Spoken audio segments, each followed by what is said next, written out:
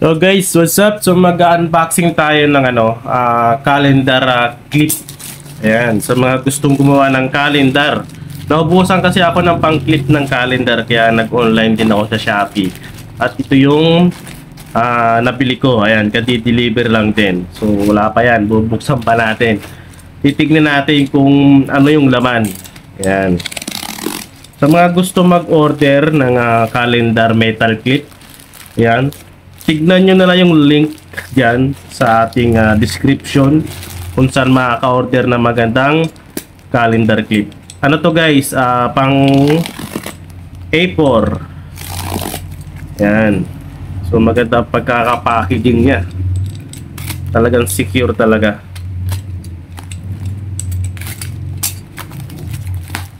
Okay. Titignan natin yung laman nya. Yan, so ito yung laman niya guys. Yan. Pang calendar to, metal clip. So meron pa pala siyang free. Ay no, may kasama siyang free. Titignan natin kung ano yung laman ng free.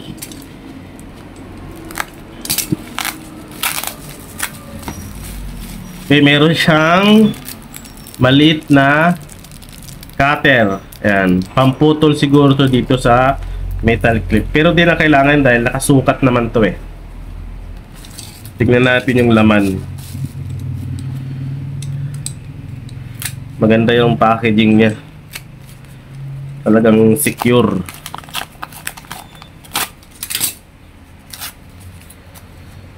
So mga gusto mag-order, tignan nyo na lang yung link kung saan nakakabili. Yan.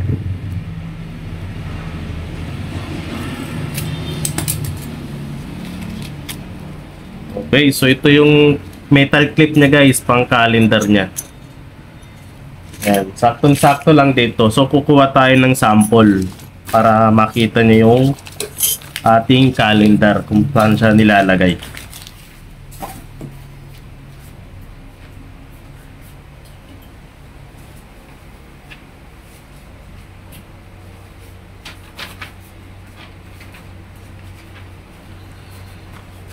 Okay, so ito yung ating calendar guys. Ano lang to?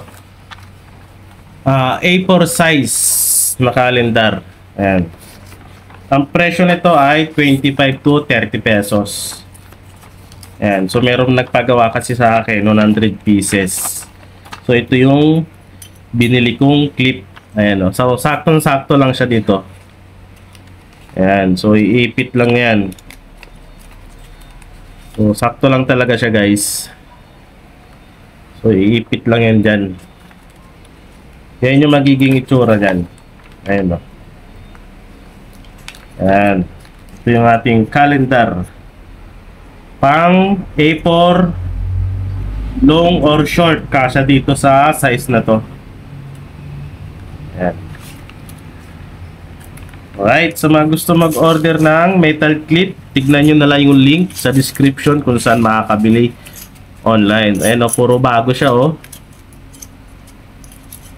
Okay, so good luck sa mga gagawa ng calendar dyan guys. Dami o.